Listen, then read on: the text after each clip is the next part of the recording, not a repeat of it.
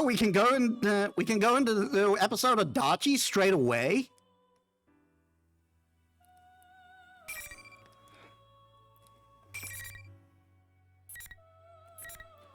Well, we're not doing that.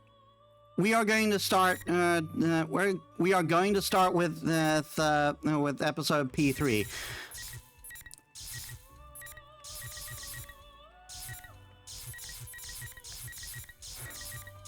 I'll clear this again during the week. But let's get started. Preparations.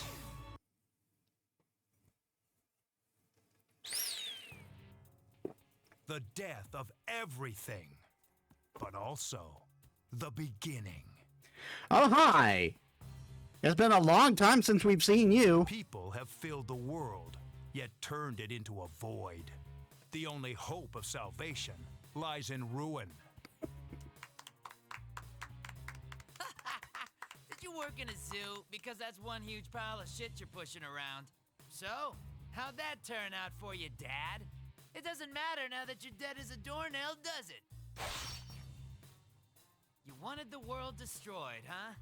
Isn't that right, you worthless pest? Fine, I'll do it. This shitty world with its shitty people and shitty lives will disappear, and I'll be the only thing left. After all, if the Father's fallen into darkness, then the sun must rise. Just kidding. What nonsense. What? These constructs can only remain active within my red fog. Even then, they can only do so for a limited amount of time. If you have time to waste with worthless sentiment, hurry up and complete your preparations. Ha! You've got no sense of humor. Keep up your whining and I'll have to kill you too. Such impudence. Take them. They are your pawns. They're pretty well made. Fine, I've got the power I borrowed from you too. So now there's no way I could lose. Well then, time to make like a tree and turn over a new leaf or whatever. God, that was a bad joke. Like father, like son, I guess. Huh. A puppet version of a puppet. I'll make sure you get the job done this time.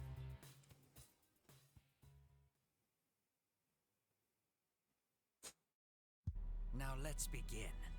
For the sake of his world.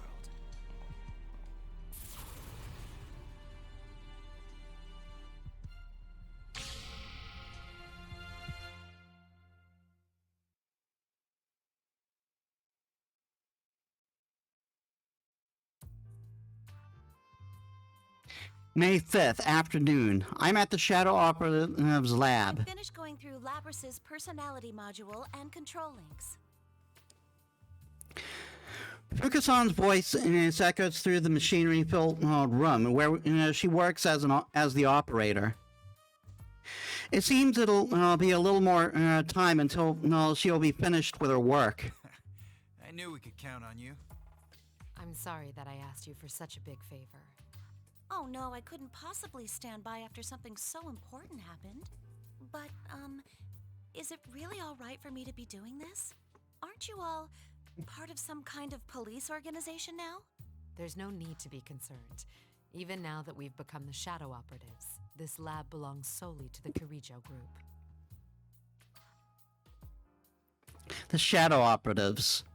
A special unit under the direct supervision of the National Police Agency, organized to deal with supernatural cases that the normal police would be unable to respond to. In other words, cases dealing with shadows. This is one of the laboratories under the management of the Shadow Operatives. The purpose of this place is mainly to analyze evidence gathered in shadow-related cases. As analysis of the shadow matter is for scientific understanding and planning operations. Another objective is the maintenance, inspection, and service for anti-shadow weapons like such as myself.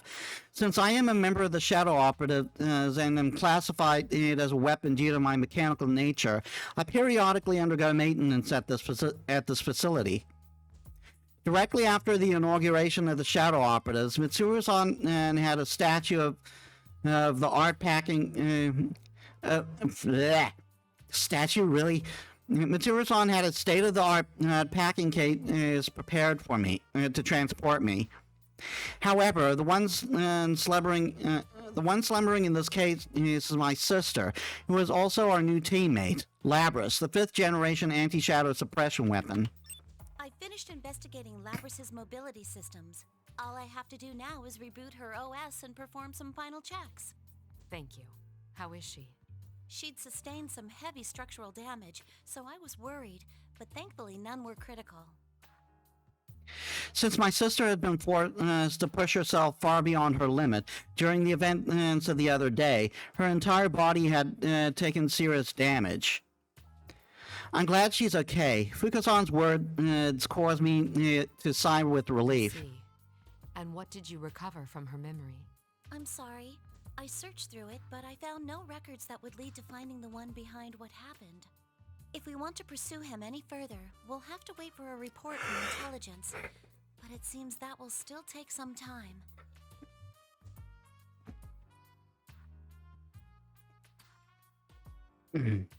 I see. I see Mitsuru-san tighten her fist with that quiet utterance. The culprit is someone capable of manipulating the data in my sister's memory. The possibility that they would make the mistake of leaving a trace to themselves, leading to themselves, is extremely low. Even when one knows the outcome, people often feel indignant when the last bit of hope is crushed. It's understandable. Our ability to find out who kidnapped my sister has been completely stymied. Then we have no clues to go on. Don't be so hasty. We might get new leads from intelligence, right? Ever since that attempted airplane hijacking, we've learned that the Public Safety Division has been making some disquieting moves. If we don't make a move soon, there's no telling what they'll do to take advantage of the situation. We have to find a lead before they do anything. Though Akihiro-san has known Mitsuru-san for a long time, Mitsuru-san's expression remains stiff as he tries to console her. That's only natural. The Shadow Operatives are still in a delicate position with regards to where we stand within the National Police Organization.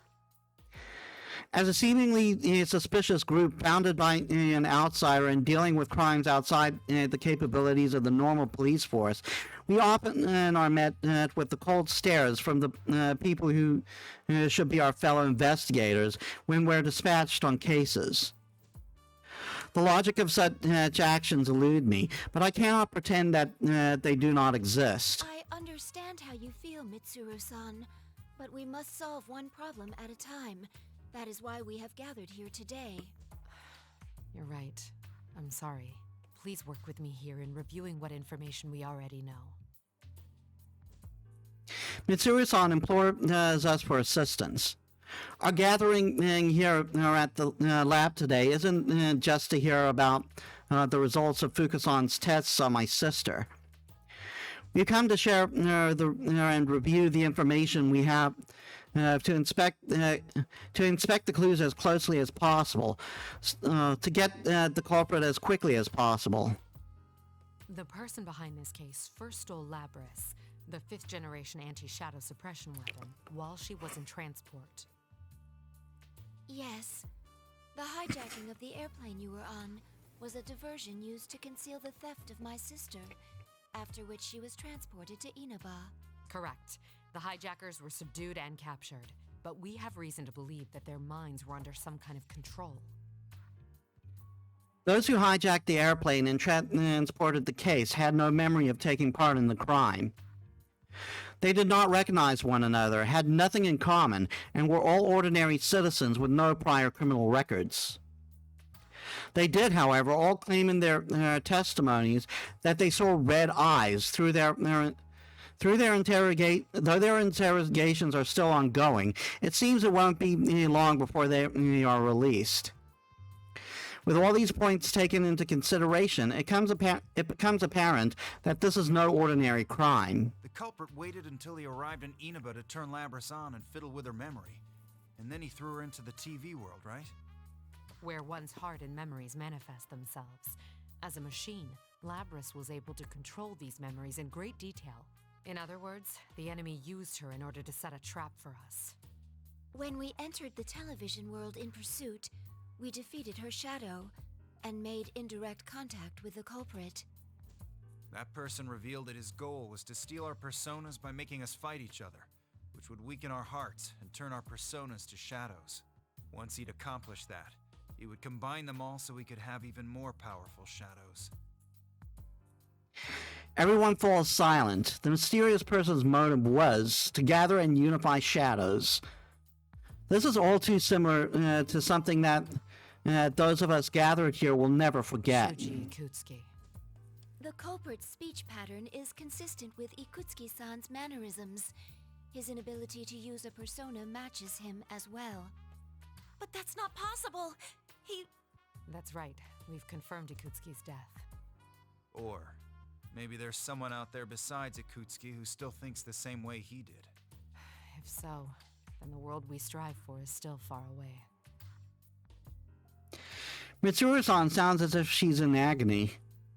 Tsuji Ikutsuki, 3 years ago, he became fascinated with the fall and tried to bring about the end of the world using shadows.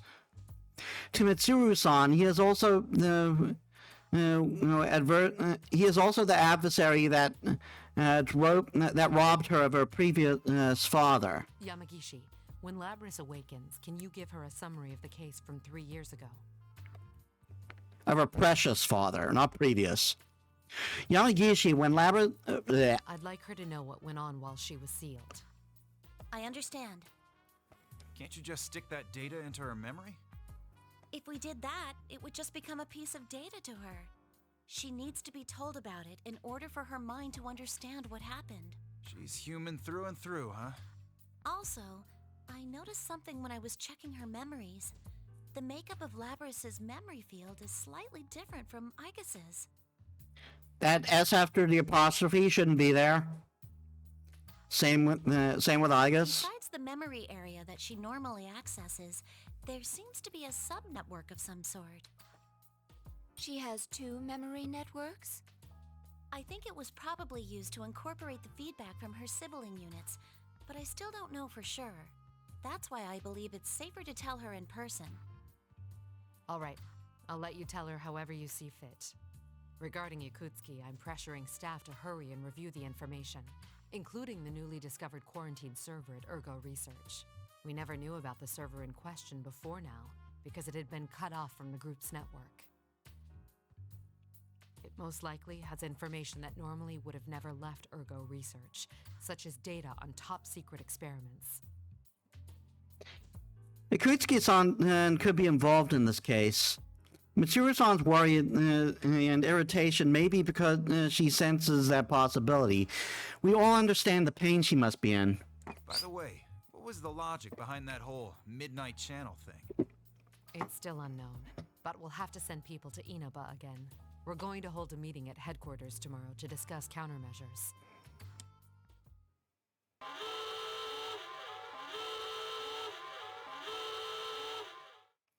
Suddenly, an alarm that notifies us of abnormalities goes off and reverberates through the lab. Mitsuru-san quickly uses a nearby control panel to contact the staff within the facility. What's going on? The surveillance system detected a rise in shadow readings. It's currently stabilizing around a level 3 alert, located in that town of Inaba. What? Looks like he's shown up already. That saves us the trouble of having to puzzle this out. Yu-san and his friends are in danger. Mitsuru-san, please give the order to dispatch us. All right, we'll leave at once. Yamagishi, leave Labris to Kikuno and accompany us. I understand. Well then, I leave the rest to you, Kikuno-san. Understood. Lady Mitsuru, everyone, please be careful. One of Mitsuru-san's personal domestic assistants, or should I say maids, Kikuno-san answers. Kikuno-san and Mitsuru-san have a stronger bond than that of any ordinary servant and master, and she is another of the shadow operatives. Her words catch my attention for some reason. Please be careful. A very trivial expression of concern for our safety. Brushing it off as a common courtesy would be simple, but I feel that she may be sensing something unusual regarding the situation that awaits us there. What could be causing this unease? Does Mitsuru-san know? Oh, hold on, I guess. As I'm trying to decide on whether or not to look deeper into Mitsuru-san's state of mind, Fuka-san gets up from her operator seat and beckons me over. What is it? If we can put Labras aside for a moment, are you going to be all right without having any maintenance done on you, I guess? What do you mean? I read the documents on your new equipment. At first I assumed it was referring to that large gun, but it's actually... that. True. There have been no tests confirming that it is capable of being used in an actual combat situation. Gun, my name is Chekhov. But we face a powerful foe this time. Is it even possible? If even one thing were to go wrong... Fuka-san's face clouds as she looks at me. I can't be confident that I'll be all right, and I'm unable to tell her a pleasant lie to calm her down. In any case, I only pray that a situation that requires me to use my new equipment never arises. Both of us are tense as we prepare to depart. Milady, a change of clothes has been laid out in your car. I see. Thank you. I've also prepared Akihiko-san's favorite protein drink. Akihiko-san has been preparing a playlist suitable for a road trip in her room. Huh? That will be all, Kikuno. Very well. Pardon me. As expected from Kikuno-san, she is amazingly considerate, as a personal assistant should be, but she can be too thoughtful at times. We learned this for ourselves when she came to accept us as people who are precious to Mitsuru-san. Start this over, shall we? Shadow operatives, let's mobilize. I wonder if we're going to get more on Kikuno in P3 Reloaded. We'll have to see when it comes out. Thanks to Kikuno-san, the tension in the air subsides a bit, but we cannot allow our attention to wander just now. Upon completing our preparations for departure, we immediately make our way to Inaba.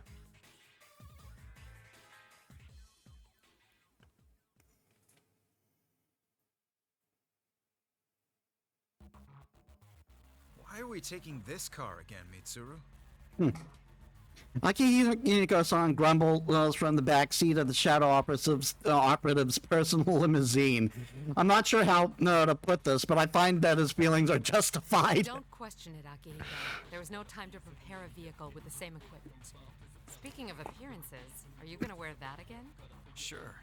There's a chance that we'll have to fight after all. These clothes give me the flexibility I need. Impressive, Akihiko-san. You never change. Still, to think that the culprit would make a move so soon. We've completely lost the initiative. Indeed. We need to begin taking measures right now. I only hope no danger comes to Narukami and his friends. Mitsuru-san seems deeply agitated. During the car ride, she seemed distracted. At times she would flip through the thick file in her lap, only to suddenly give an order to a subordinate, and at other times she would stare intently at her watch as if lost in thought.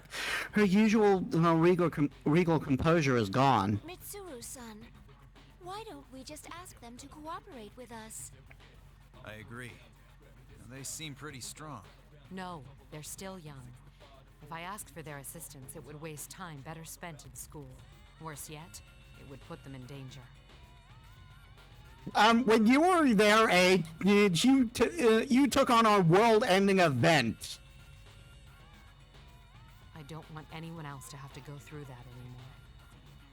I understand how you feel, but they don't seem like the kind who'd listen. We were the same way back then. Exactly. Monsieur San falls silent.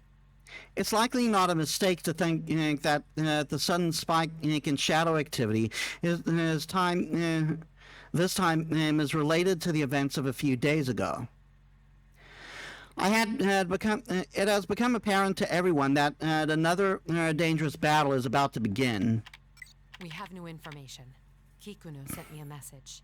I tasked Kikuno with reviewing Ergo Research's quarantine server. But it seems new evidence has come to light regarding Ikutsuki, who we discussed in our earlier conversation. According to the report, it seems Ikutsuki was performing an experiment on his own in the lab directly after the explosion. It's unknown if this is related to our current mission, but there was a record of a plume of dusk being used in the experiment. A plume of dusk. Plume of dusk, an object that blurs the line between matter and information, and is fitted into anti-shadow weapons like myself. It forms the core of our personality modules, and is what allows us to control personas, even though we are machines. So, what are the details of this experiment? Nothing good, I bet. Ikutsuki was...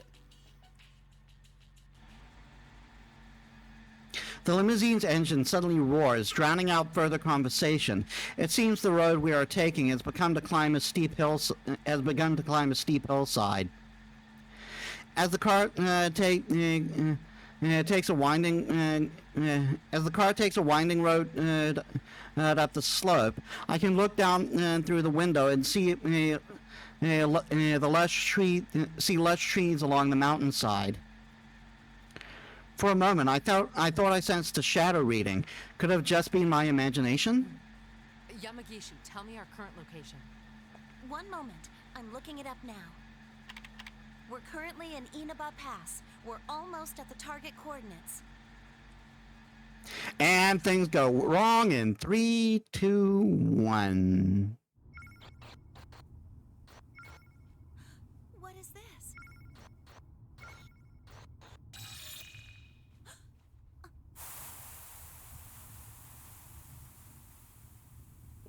Was that? What's wrong?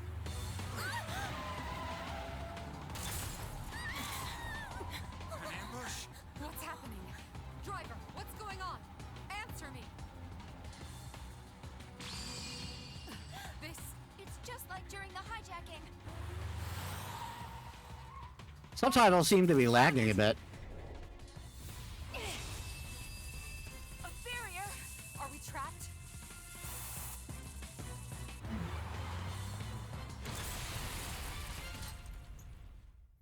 And that's how that happened.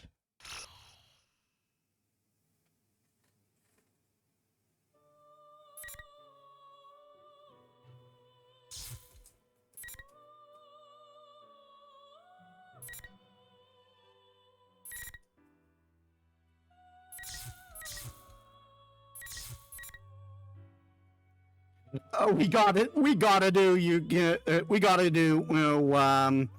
Yukiko first.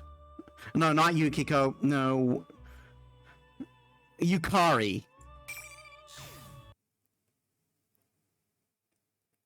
This is great. Here we go. Feathered chain. Phoenix Rangers. Featherman victory! So, you've come to fight me, Featherman. Merlion, the evil forces have fallen. Stop here. How dare you oppose me? Minions, get them! No!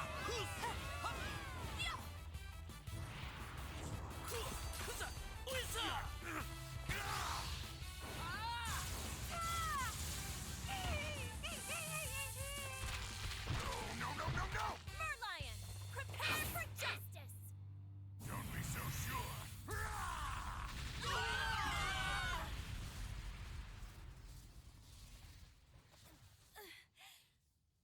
on!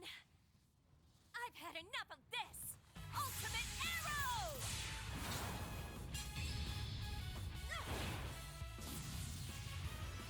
It's over!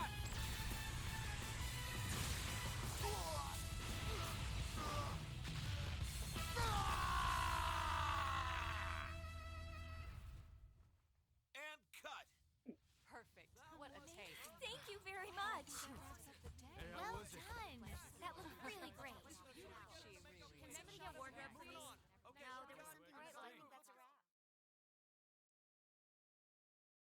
I love how that's totally not how filming works. Let's take a 10-minute break. When the director calls us out, the tension in the area dies away. I make my way to the simple tent used as our break room and take a sip of my drink. My scenes for today are done. I'm tired. You're on a roll, Featherpink. Huh? Do you think so? The directors had nothing but good things to say, too. Looks like this will have a positive effect on your main job. Speaking of your next shoot, My main job. My real job's supposed to be studying in college. I wipe the sweat from my brow and as my manager excitedly tells me about the schedule for my next gig. I'd always had an interest in fashion, so I started taking modeling jobs as a way to earn some pocket money. It's pretty tough since I've had to do things like pose in the middle of winter with just a t-shirt. But thankfully, I've been able to get a steady flow of commissions now. Excuse me. Trying to manage both classwork and my job as a model was already hard enough when my manager applied for an audition for a live-action show without my consent, claiming that I should broaden my work horizons. When I mentioned and I have practiced archery in high school, it really got their attention. It all made sense to me when I learned that Featherpink's weapon would be a bow and arrow, though. As a result, I ended up as a protector of Earth in a kid superheroes show starting this year. While my acting work makes use of different expression and that my modeling career lets me dress up in a lot of different clothing, it kind of makes me feel like I'm changing who I am, too. It's insanely busy, but it's fulfilling and fun, and yet... what's wrong? Something troubling you? Oh, not really. I checked my cell phone, but Mitsuru-san and still hasn't sent me a response. I have tomorrow off, so I emailed her earlier asking if she'd like to spend some time with me and go shopping. She's been contacting me less and less often recently, and when she does, it's because of shadows. I am one of the Shadow Operatives, a group established by Mitsuru-senpai. I understand that she wants us to be able to have normal lives, and she said that she wouldn't hesitate to ask for my help if she ever needed it. But it seemed like to me like she was taking everything on by herself. That attitude didn't satisfy me, so I forced her to add me to her team. However, unlike Igus and the other official members, I'm part of a special unit that only gathers in emergencies, trusted with immediately subduing shadows by force. What did she call it? The auxiliary staff? Something like that, anyway. It's wonderful that there has been no situations that called for us to be dispatched, and even if something like that did arise, the official Shadow Operatives are all excellent. There's no need to worry about the likes of Akihiko-senpai and Iga around, but... Is it really that hard to just send back a reply? It's Golden Week, for God's sake.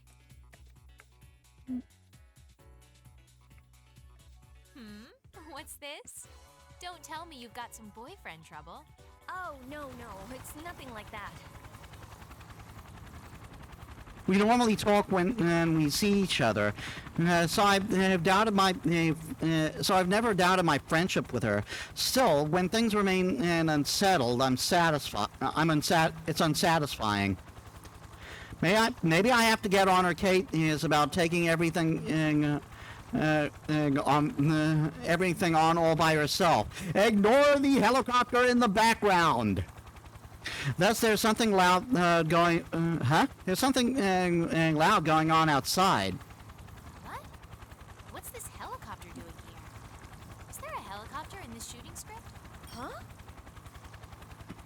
As the sound gets closer, the tent walls and roof begin to undulate with intense wind. When I rush outside, I see the crew are all looking up and causing a commotion.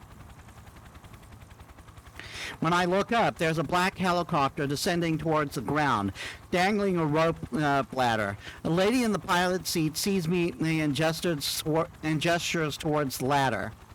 Oh. At that moment, it all becomes clear. I only know of one person who would do this. I'm glad she came, but she's making too big of a scene. I'm completely astounded by the utter absurdity of the situation. But before I know that I'm already running towards the ladder.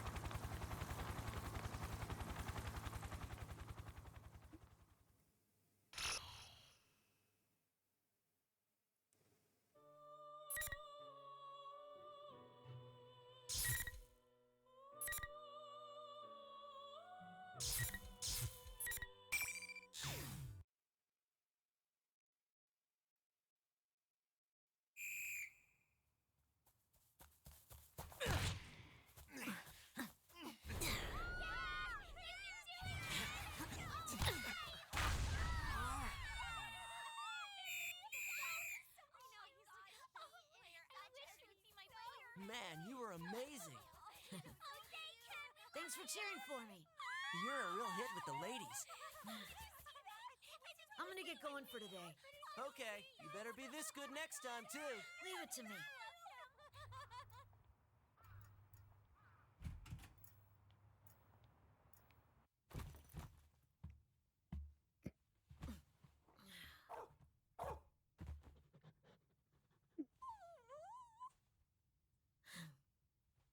I'm home, Koromaru.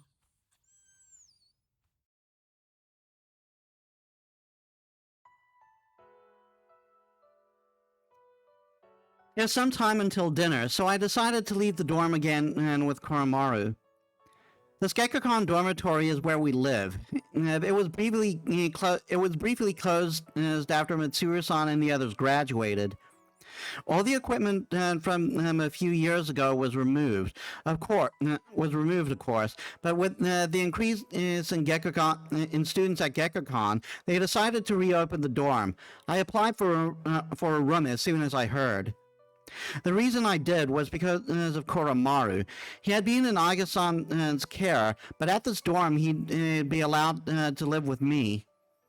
Also, to be honest, I felt that living here let me stay close to my companions, who are fighting even now.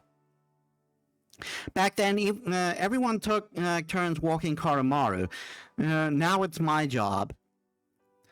The path to the nearby Naganaki shrine is Koromaru's usual route. Koromaru is quite old for a dog, but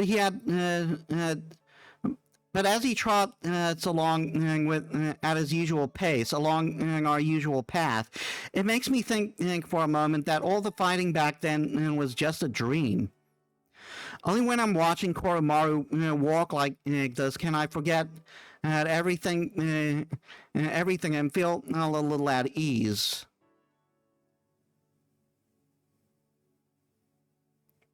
We pass through the gateway at the entrance and step onto the shrine grounds. Since it's nearly sundown, there's nobody but us in this serene atmosphere. I sit down on the bench and sigh to myself. Koromaru notices, though, and immediately rushes over to nuzzle my leg. It's nothing, Koromaru. Even while I'm saying it, I'm sure Koromaru can see through my words.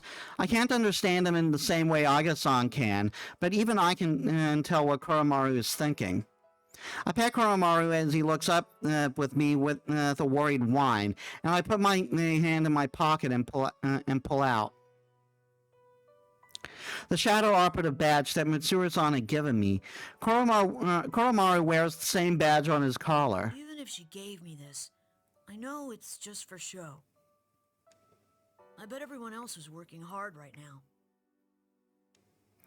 This morning, I got a call from Sanada-san for the first time in a long while. It seems he'd just come back to Japan from a year-long training journey.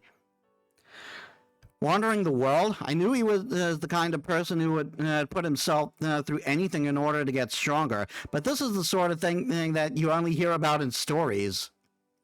Sanada-san told me that he had gone to see Mitsuru-san directly after he returned to this country, but had been immediately dispatched to an emergency. He's currently busy with that, so he just said that he would tell me more about his trip some other time. I know that being a shadow operative must be tough, but he seems to be excited to be.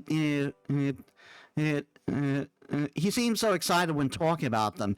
So it's like I get these pent up. I get these pent up feelings inside. Number 2, you know. A member, yes, but only as part of a secondary unit that only gets called out in extreme situations. Being part of a special suppression unit has a cool ring to it that I like. But the official shadow operatives are each given a unique number. For example, Aga-san is member number 5. We don't have that, and we're just auxiliary members. I haven't been called to action yet, and I doubt that I ever will be until after graduate school. After all, I did promise Mitsuru-san that I would try to live out my childhood as much as I could. I'm just for show, too. And following that promise to try as much as I could, I've been acting like a child on the surface, an average middle school student, and studying to help out with club activities, and even taking part in the student council. But I haven't officially joined any clubs, and the reason why is because I asked Mitsuru-san to call me for help if she ever needed me. I know that no organization under the police would be able to command an underage person, let alone someone in middle school. I'm only a shadow operative for show, and only a child for show. If this continues, I won't know when I won't know whether I'll ever go back to who I really am. Making my life my own is actually pretty hard. Sometimes I lose sight of what I'm supposed to be doing. I think back on the words left by the person who saved my life. I thought I'd come to understand them at one point, but as time passed, other emotions began to rear their heads. Completely dark now. We should head back home, Koromaru. I wonder if I'll be left behind like this. Would things actually be better if I just forgot about everything? Could I live with myself if I had the power to fight, but did nothing with it? I've been thinking about that. I've been thinking a lot about that. I stand up from the bench and look across the dark, quiet temple grounds. I won't reach an answer by just by thinking about it. I know that. But at that moment, Koromaru suddenly barks at me. It's been a while since I heard him bark like this. He's been getting more and more mellow these days. What's that sound? Some rhythmic noise is approaching from up above.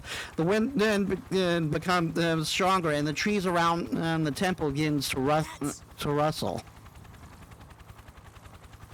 I look up into the sky, and a bright light turns on high above. My eyes adjust. I see a previously hidden black helicopter and the otherwise pitch black sky. It's like something out of a movie. Is it the military? No, that can't be right. As if to answer my doubts, the surge streams down, pinning shadows to the ground. Something's happened. That's my first thought. I don't know why, but for some reason I sense elation rising up through my body. Let's go, Koromaru.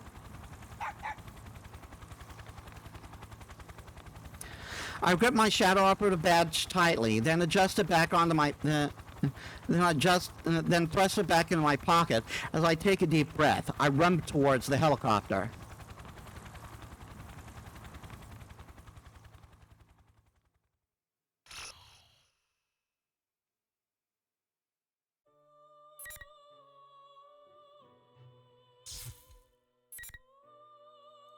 Well, well, well. And Junpei's right there. Well, we got her, right?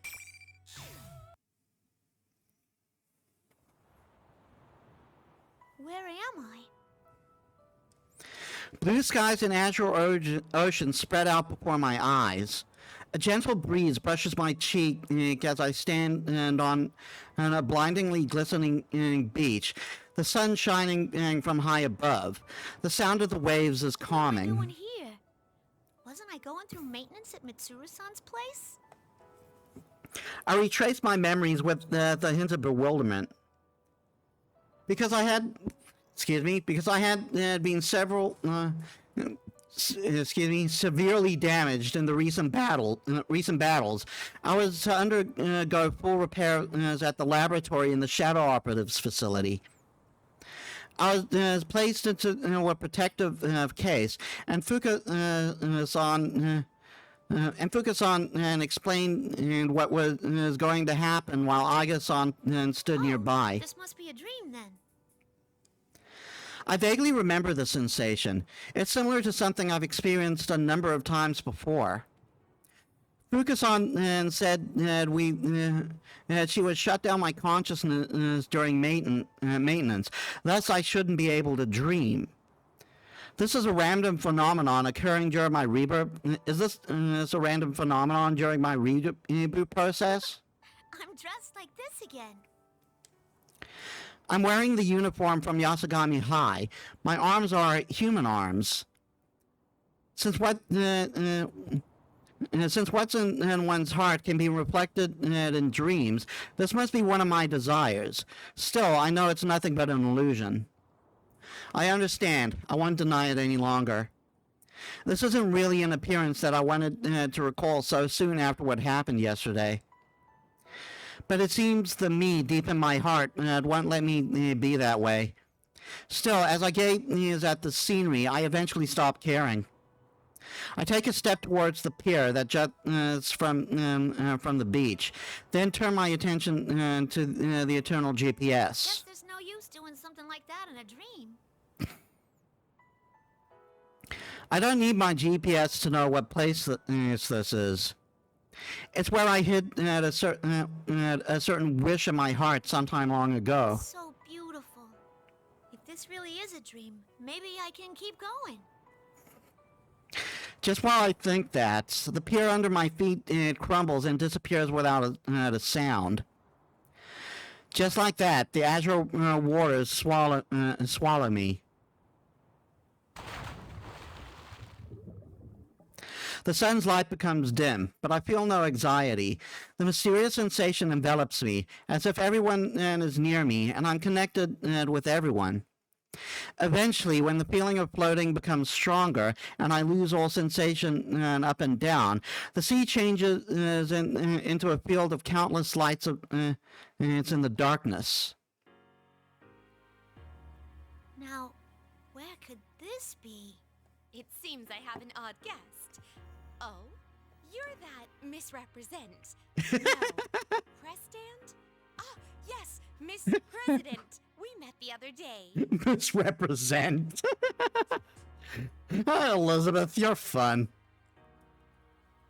I turn towards the voice and see a familiar woman in a blue dress, Elizabeth. She gave me a word of caution during yesterday's battle, when I had turned my eyes away from my true self. This is an unexpected reunion with the person who appeared before me, like a storm, and left the same amount of force. Oh, hi. Thanks a bunch for back then. I didn't get to thank you properly at the time. You faced yourself and overcame the ordeal through your strength alone. And the feelings of those at the scene certainly helped as well. Still, my assistance was merely the cake under the ice. That's icing on the cake. Under the ice? I don't know what that means, but this place is beautiful. Where am I? This is a world within people's hearts. Since you are here, it's most likely that you are at rest in the real world. Now that you have gained a heart of your own and are nurturing it, I wouldn't be surprised if you were to wander here at times. That all sounds pretty complicated. What are you doing here, Elizabeth? To put it as Frank would, it is a secret. If there was something I could say about it, I am yearning for an unseen power. That's to put it frankly. Huh? You want power too? Even though you're insanely strong already? Oh, all this talk of power has reminded me of something. It seems you have obtained a new power through that battle earlier. I do not mean to be rude, but my adorable personality cannot restrain my infinite curiosity for such things. Would you show it to me? Huh? Wait. Hey, hold on now. Are you saying you want to fight me right this minute? My, how could I have forgotten? A boisterous brawl in this place would certainly not be elegant. I'm not talking about where we are. Worry not. I will prepare a worthy stage at once. Wait, you'll what? Huh? She flips open the book with a fluid motion. As she does, a blue circle draws itself in the air, and the scenery around us changes.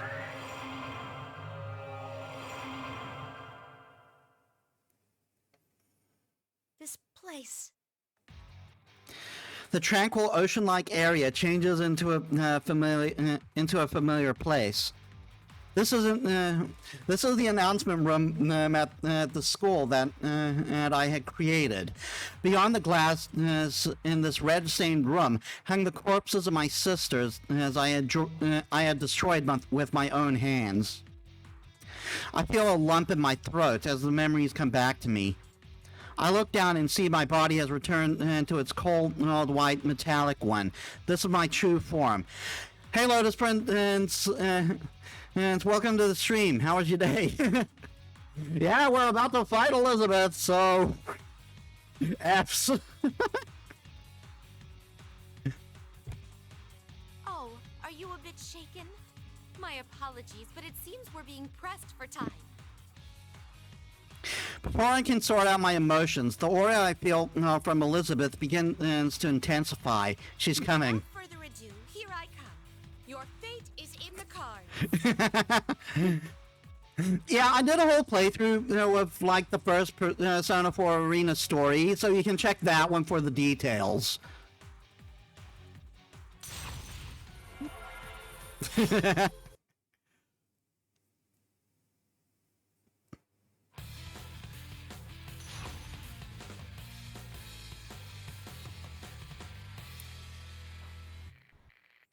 First fight of the P3 story, let's go.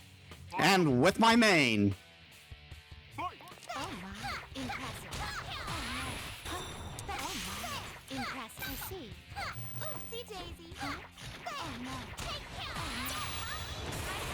Oh no. Is this the excuse? Impressive. Oh no. Impressive. It's climbing persona.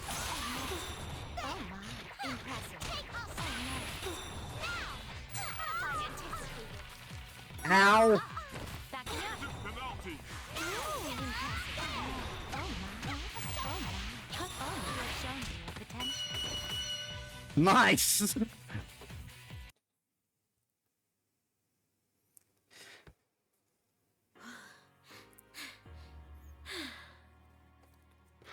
A simple combo, but I practiced it a lot.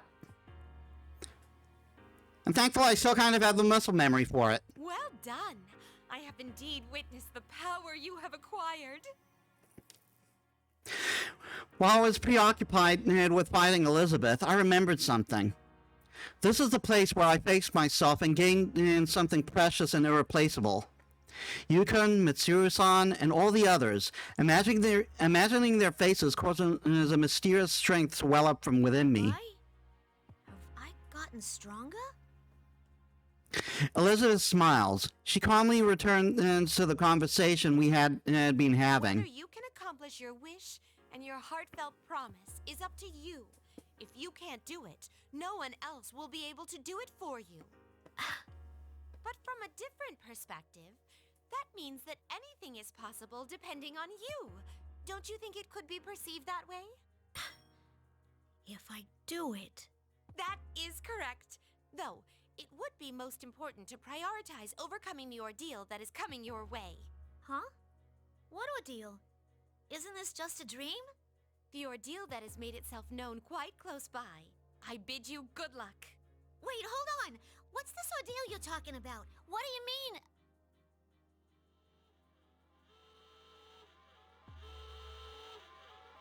Goddamn alarm clocks! The announcement room begins to fade to white and disappear into the distance, and I hear a siren-like sound.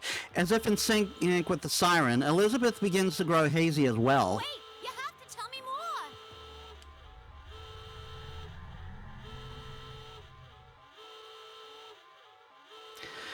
My own voice is lost in the warning sound that crashes over me like waves. I just need to talk to her, just a little more.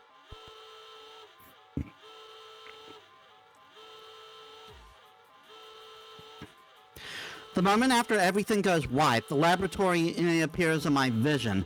An ear-piercing wailing sound fills the air. This is the real world. You're finally up and running. Seriously, I am terrible with machines.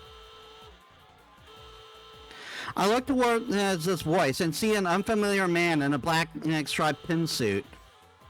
The man looks frustrated as he fumbles with his case, disconnecting the wire leading from the terminals to my body. So how about it?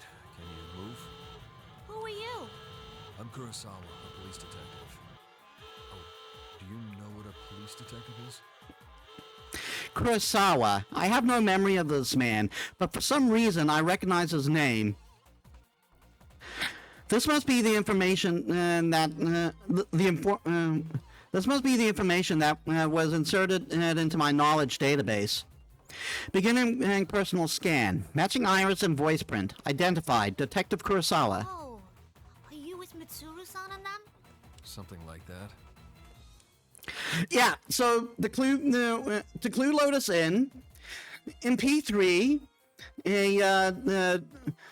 obviously the Persona series is set in modern day Japan, and obviously you can't and obviously there's no weapon shop and armor shop. But what they did in P3 was rather interesting. You actually went to a police station to buy your equipment. And he was the one who sold them to you.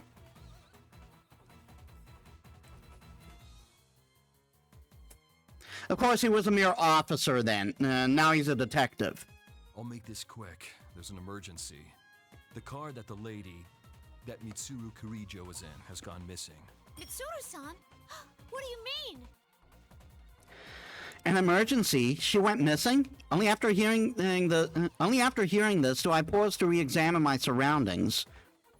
That siren must be in response to these ongoing events. I'm unable to get a grasp of the situation and only become more confused. We'll talk later.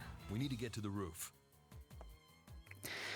As he speaks, Detective Kurosawa tosses me a small bundle. I open it and find the Yasugami High uniform I've been wearing in my dream. Does he want me to wear this? Though I'm still perplexed, I put on the uniform Detective Kurosawa gave me and follow him as he runs to the stairway. I see that his gun is drawn, and he is bound As we bound up the stairs, I desperately ask him the question boiling in my mind. Kurosawa-san, are Mitsuru-san and the others okay? Who took them? Go quietly. We've got to hurry here. We were being pursued, too. I'm taken aback for a moment. The shadow operatives may be part of the National Police Agency, but their existence has been kept hidden from the civilian population. This lab's very existence should be hidden from ordinary people, and yet it is being attacked. Enemies? Hey, I could... Don't. The ones coming after us are human. On top of that, they're from public safety. This only confuses me even more. What's going on here? The public safety group are at the very top of the National Police Agency Security Bureau. They should be on our side. Why would they be coming after us?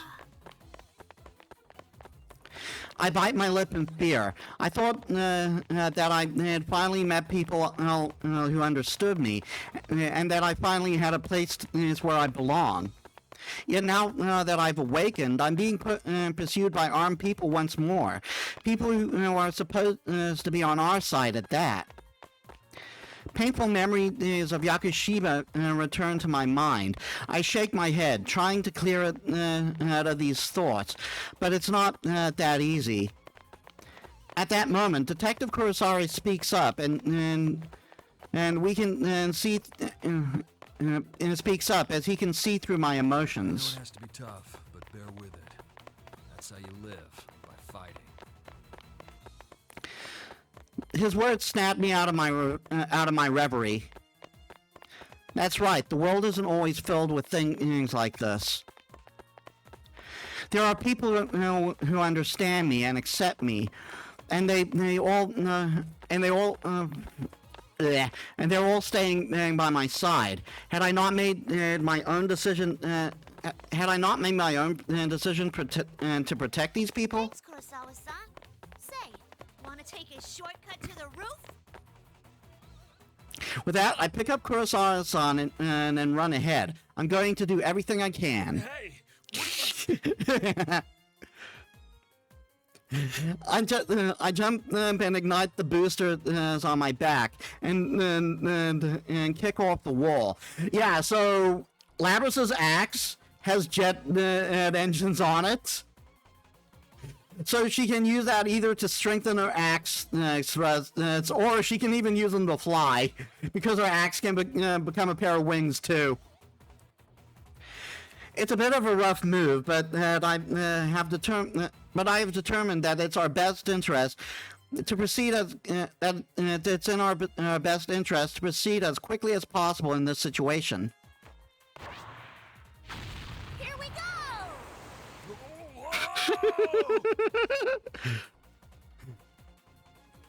We shoot up the staircase with the next landing, where I kick the wall and again send us flying up the staircase in the opposite direction. I repeat this a number of times, rocketing us up the extremely long staircase and allowing us to reach the door to the rooftop in less than a minute. You've got some nerve. Sorry, but... It's fine. Looks like I can trust you to get things done. Detective Kurosawa seems painful, not painful, pale. But he still stands up as I see the strength of will in his eyes as he speaks to me. And I still see the strength of will in his eyes as he speaks to me. Well, from here on, this is a battle that only you can fight.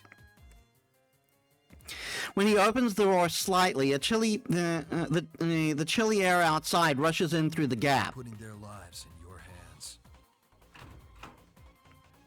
Kurosawa-san opens the door fully, and the wind whips at us.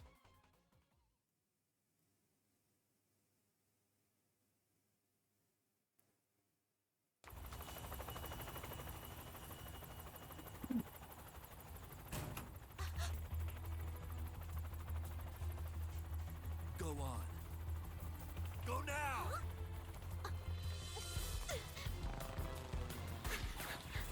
Don't worry, he'll cause him of this bitch.